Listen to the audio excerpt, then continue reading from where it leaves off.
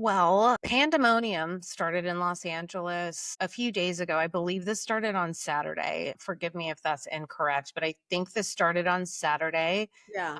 when ICE entered our communities and raided a Home Depot and were dragging people into the streets. And we're not taking kindly to that as a city and the process and all of the problems with how and why this is happening.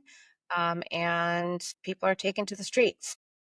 Yeah, because remember Trump said, "Oh no, we're just going to be going after the really bad guys." And I got in some arguments with people who told me they were voting for Trump and not to worry, he's just going after the elite, the bad ones, the criminals. And I warned them that that wasn't the case. And here we are, right? Because he's going sending ICE to Home Depot. Why? Because they're trying to pick up the Hispanic workers that go to Home Depot. But it's just a very racist way that they are going about this. They're grabbing anybody who they might suspect. They're completely racially profiling people going to places like Home Depot.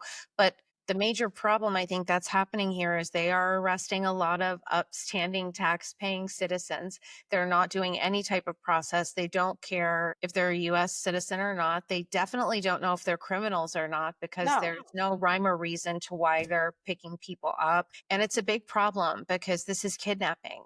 They're kidnapping people off of the streets, and it's just such a dangerous precedent to set.